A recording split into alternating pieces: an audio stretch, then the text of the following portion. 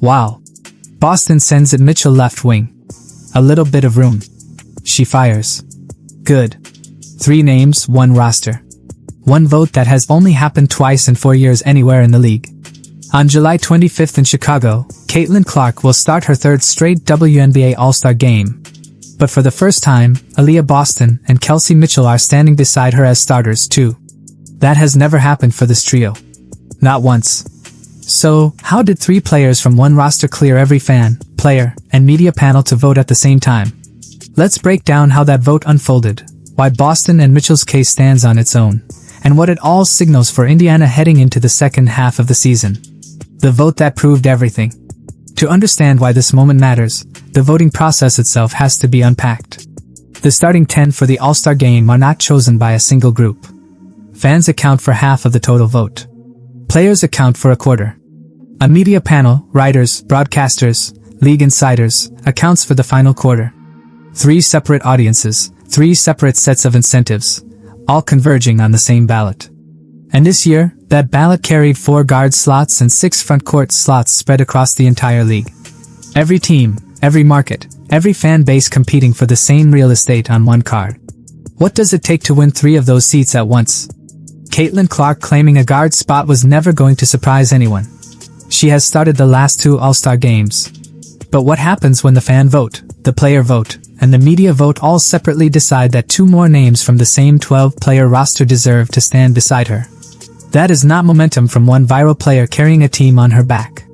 That is 3 independent panels of judges with 3 different reasons to vote the way they did, arriving at the same conclusion from 3 different directions. Aaliyah Boston and Kelsey Mitchell did not need Clark's platform to get onto this ballot. They needed to be undeniable on their own tape, in their own box scores, under their own coverage cycles, separate from whatever headline Clark generated that week. And that is precisely what makes the 50/25/25 split so revealing. A star's teammate can ride shotgun through one lane of that vote. Riding shotgun through all 3 at the same time is a different story entirely. How often does that happen by accident? Consider what the media panel alone represents. These are the people who watch every team every night, cataloging who is actually contributing to winning basketball versus who is simply attached to a viral moment. When that panel, writers and broadcasters with no fan base loyalty to protect, also lands on Boston and Mitchell as starters, it strips away the easiest explanation. This was not a fan base stuffing a ballot box. This was 3 separate rooms of judgment reaching the identical verdict for 3 different sets of reasons. And if 3 separate panels, weighted differently, incentivized differently, still landed on the same 3 names from the same city, what does that tell you about the actual gap between Indiana and everyone chasing them? For most of Clark's career so far, Indiana's presence on the All-Star ballot was a solo act. In her rookie season, cut short by injury right before All-Star weekend itself, she never got to test a starting 5 surrounded by teammates on that same stage. The following year, Boston earned her own starting nod independently, but not alongside Mitchell in that same tier. This year is the first time the full weight of Indiana's roster, not just its most famous face, has been recognized across all 3 voting bodies simultaneously. That timeline matters because it means this is not a headline manufactured in a single news cycle. It is the accumulation of 2 full seasons of a roster building trust with fans, opponents, and the media covering it, one that finally cleared every bar required to put 3 names on the same ballot at once. What exactly changed between then and now? There is a version of this story where none of that context matters, where the easy explanation wins simply because it is the easiest one to repeat. But easy explanations tend to fall apart the moment they are tested against the calendar. If star power alone were enough to drag 2 teammates across the finish line, why did it take until year 3 of Clark's career for that effect to show up? The uncomfortable answer for anyone invested in the coattails narrative is that it never was about star power alone. It was about 3 players building 3 separate cases on 3 separate timelines that finally converged on the same ballot at the same time. 3 stars, 1 historic vote. Strip away the sentiment, and look only at precedent. 3 players from the same team starting a WNBA All-Star game together has happened exactly once in the last 4 seasons before this year. Las Vegas back in 2023 when the Aces were fresh off a championship and stacked with talent up and down the roster. What did it actually take for that Las Vegas roster to pull it off? Every other year across a league with more than a dozen teams competing for just 10 starting slots, the vote has spread that recognition across multiple franchises. That is not an accident. It is the natural result of talent being distributed unevenly across a league where no single roster is built to dominate every voting category at once. So how rare is it really for one roster to break that pattern? So why does this feel different when it happens to Indiana? Because unlike Las Vegas in 2023, the Fever were not walking into this vote as reigning champions with an already cemented reputation. They were walking in as a team still proving game by game that last year's promise was not a fluke. Consider the other multi-starter teams on this year's ballot. Dallas placed 2 starters and so did Minnesota. Even those teams, each with its own compelling storyline this season, could not clear 3. Only Indiana did. And this is where the math gets uncomfortable for anyone still framing Clark's success as an isolated phenomenon. If star power alone could drag undeserving teammates across the finish line, it would have happened before now, in her rookie year when her national profile was already enormous. And the incentive for a fan-driven vote to inflate her teammates' numbers would have been just as strong. So why didn't it? It did not happen then. It happened now, 2 seasons later, after Boston and Mitchell had built their own separate cases in front of voters who by then had 2 full years of tape to judge them on. Doesn't that timeline argue against the coattails theory rather than for it? There is also the front court/guard math to consider.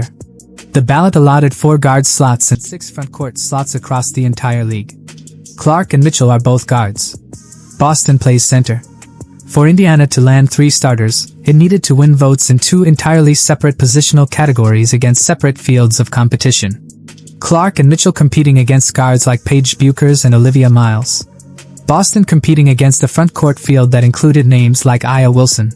Clearing both fields in the same season with the same roster is not something a single viral personality can manufacture. It requires 2 separate units of the team performing at a level that voters across 3 different constituencies could not justify leaving off the floor. How many rosters in this league could clear that bar even once, let alone twice at the same time? Zoom out further, and the rarity becomes even sharper. 22 players will represent their teams in Chicago this year, drawn from more than a dozen franchises across the league. Out of that entire pool, only 3 teams managed to place more than 1 starter on the floor. And of those 3, only 1 placed 3. That is not a coincidence born from a hot streak. It is the byproduct of a roster that has quietly become one of the most complete units in the league, even as most of the national conversation around it still centers on a single name. Isn't that imbalance worth correcting? It also raises a question worth sitting with for a moment. What does a franchise actually need to build before 3 of its players clear every version of a league-wide vote at once? It needs a star capable of drawing gravity on every possession. It needs at least 1 interior presence capable of controlling the paint against the league's best front courts. And it needs a proven scorer who does not blink when the defense keys in on the primary threat first. Indiana has all 3 pieces verified now, not by a highlight reel, but by 3 separate voting bodies who had every incentive to disagree with each other, and did not. The truth about Boston and Mitchell. Aaliyah Boston did not need this season to prove she belonged in a Fever uniform. She has anchored Indiana's front court since the day she arrived. And this marks her 3rd time being voted into the starting lineup, a distinction that predates Clark's own All-Star inclusion by a full season. Boston's game has never depended on space created by someone else's gravity. Doesn't 3 straight seasons of that kind of production settle any doubt? She controls the paint. She finishes through contact, and she has become the interior anchor that makes everything Indiana runs on the perimeter possible. When voters put her name on the ballot for a 3rd time, they were not rewarding proximity to a star guard. They were rewarding 2 full seasons of being the player opposing coaches have to game plan around every single night. What more does a player have to do to prove that on her own? Kelsey Mitchell's case is, if anything, even harder to attribute to anyone but herself. Long before Clark arrived in Indiana, Mitchell was already one of the league's most reliable scoring guards.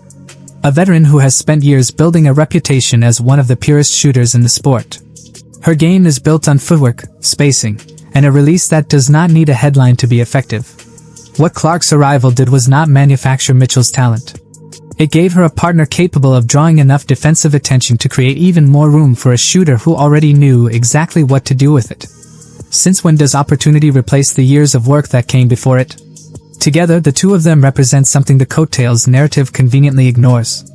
Indiana was not a one-player operation before Clark arrived, and it has not become one since. Boston was building her case as a front-court cornerstone years before this current run of attention. Mitchell was already a battle-tested scorer with a track record independent of any teammate. What changed is not that they suddenly became good enough to deserve a starting nod. What changed is that the spotlight finally widened enough for voters across all three constituencies to actually notice. Why did it take this long for that to happen? And that raises an uncomfortable question for anyone still reducing Indiana's success to a single storyline. If Boston and Mitchell had truly been riding a star's coattails, would that not have shown up earlier when Clark's rookie year headlines were arguably louder than they are now? Instead, it took 2 seasons of consistent, independently verifiable production for the rest of the league to catch up to what Indiana's coaching staff already knew. Recognition delayed is not recognition invalidated. If anything, the wait makes the case stronger. This was not hype. This was 2 players earning their way onto the same ballot as the most talked about guard in the sport on merit that had nothing to do with her. None of this diminishes what Clark brings to the equation. It simply reframes it. If 3 players are thriving together at once, whose achievement is it really? A roster capable of producing 3 all-star starters is not evidence of 1 player elevating 2 passengers. It is evidence of 3 players elevating each other. Each one making the other's job easier on both ends of the floor. That distinction is the entire story behind this vote. And it is the reason the moment deserves more scrutiny than a simple headline about history being made. Doesn't a headline this big deserve exactly that scrutiny? There is also a quieter story here about patience, one that rarely gets told in a league obsessed with instant impact. Boston spent seasons refining her post moves against bigger, more physical front courts before the league's cameras started paying closer attention. Mitchell spent years developing her shot against defenses that had no reason to respect the players around her. Both of them did that work long before a rookie guard from Iowa turned every Fever game into appointment viewing. The spotlight found them. It did not build them. Isn't that the part of the story worth remembering most? Clark is just getting started. None of this is to say Clark's individual case has softened. If anything, the numbers behind her 3rd straight starting nod are more staggering than the previous 2 combined. She enters this season averaging a career-high 21.2 points a game, good for 5th among every scorer in the league, regardless of position. She is also averaging 8.2 assists a night, 2nd best across the entire WNBA. Those are not modest improvements. Those are the numbers of a player getting better in her 3rd season, not settling into a plateau after an explosive rookie debut. What does a 4th season look like from here? Then there is the record that has nothing to do with a vote at all. The kind of number that exists independent of fan sentiment, media panels, or player ballots. Clark became the fastest player in WNBA history to reach 1,000 career points and 500 career assists. Not the fastest guard. Not the fastest rookie class player, the fastest player in the history of the league. Full stop. Across every era, every roster, every rule change the sport has gone through. When a record carries no qualifier attached to it, that is usually the clearest sign of how rare the accomplishment actually is. How many careers even get close to that pace? What makes this version of Clark more dangerous than the one fans watched during her rookie season is not just the raw scoring. It is the assist number climbing alongside it. A scorer who only scores is a matchup problem for 1 possession at a time. A scorer who also sits 2nd in the entire league in assists is a problem that does not go away when the defense sends a double team, because the pass out of that double is just as lethal as the shot would have been. Doesn't that combination, elite scoring paired with elite playmaking, explain exactly why Boston and Mitchell have had the space to build their own cases this season? Clark's gravity did not need to inflate anyone's numbers artificially. It simply made every possession harder to defend, and 2 players with real talent turned that extra half-second into all-star campaigns of their own. It is worth remembering too that this version of Clark arrived after a sophomore season complicated by injury, a year that could have easily slowed her trajectory instead of accelerating it. Instead, she has returned averaging more points and controlling the offense more efficiently than she did as a rookie, while somehow doing it inside a system now sharing the ball with 2 other all-star caliber starters. That is not the profile of a player being propped up by circumstance. That is the profile of a player who got better under more difficult conditions on a team that got more competitive around her at the exact same time. How many players actually improve under that kind of pressure? There is a version of stardom that plateaus once the league adjusts. Defenses figure out the counter. The numbers quietly level off.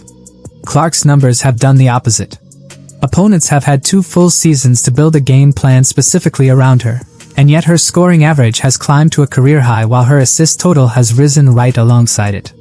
That is not a player who has been figured out. That is a player who keeps finding new answers to the exact problem the league keeps throwing at her. The real question is this: what happens when the league runs out of new answers to try? The milestone itself deserves another beat of attention because speed records in a league with this kind of layered history carry weight that a single season stat line cannot match. Reaching 1,000 points and 500 assists faster than every player who has ever worn a WNBA uniform means outpacing 3 decades of guards who came before her. Many of them are Hall of Famers. Many of them are players whose names built the very league Clark now plays in. That is the standard this record measures itself against. Not a single peer group. Not a single era. The entire history of the sport. Can any current defense actually account for that kind of pace? History, though, is just the beginning. Every one of these numbers converges on the same date, July 25th, at the United Center in Chicago, where this year's All-Star Game carries extra weight as part of the league's 30th anniversary season. Instead of the usual format where the top 2 vote-getters serve as captains and draft their own rosters, this year hands that job to 2 league legends, Cynthia Cooper and Teresa Weatherspoon, serving as honorary general managers, picking from the full All-Star pool. Clark, Boston, and Mitchell will not automatically be grouped together. They could just as easily land on opposing rosters, guarding each other instead of playing beside each other for one night. Would that change what this vote already proved? Even if they end up split for one exhibition night, all 3 cleared the same bar to get there. Once the weekend ends, they return to the roster that actually matters, the one chasing playoff positioning through the second half of a season where Indiana has become one of the most competitive rosters in the league. Isn't that the roster that matters most? All-Star selections are a snapshot, not a verdict. What matters more than the ceremony is what Indiana does with the weeks of basketball still remaining once the break ends. A roster capable of producing 3 starters from 3 voting bodies is a roster with real depth heading into the stretch where depth decides playoff seeding. Can this much recognized talent turn All-Star Weekend into a statement run? The real question is not whether the recognition was deserved, but whether Indiana treats it as a launching point instead of a peak. There is a version of this season where July 25th is remembered only as a nice moment in an ordinary year. There is another version where it becomes the night the league admitted Indiana was no longer built around one transcendent talent, but 3 players who each earn the same stage. Which version do you think Indiana is capable of riding? There is also a competitive cost to consider. An all-star selection carries no standings points, but the exposure changes how opposing staffs prepare, with extra film study and defensive game planning against every remaining opponent. Recognition is not a free gift. It signals that Indiana can no longer be caught off guard. Is the league ready? Boston has to keep anchoring the interior against front court, scouting her post moves with fresh urgency. Mitchell has to keep finding daylight against defenses closing off her spots on the floor. Clark has to keep doing what she has done all season, except now against opponents who no longer get to pretend her supporting cast is thin. Whatever happens over the rest of the season, July 25th has already changed the record book. 3 names. 1 roster. Indiana's Big 3, Caitlin Clark, Kelsey Mitchell, and Aaliyah Boston, all named starters for the WNBA All-Star Game. 1 vote that has only happened twice in 4 years. And for the first time, Indiana was the team on the right side of it. Everything that follows will be measured against the standard this roster just set. Can Indiana live up to the bar it just set for itself? 3 names. 1 ballot. 1 vote. That has only happened twice in 4 years. And Indiana stood on the right side of it. Not a coattail effect. Not a popularity contest. 2 full seasons of separate, verifiable cases from Boston and Mitchell, converging with a record-breaking run from Clark at the same time. Chicago will remember July 25th as the night the league had to admit it. The test starts once the confetti settles. If this changed how you see the vote, drop a comment with the moment that convinced you first. Hit like if Boston and Mitchell earned this on merit, and subscribe to Hoops Uncovered before Indiana proves it again.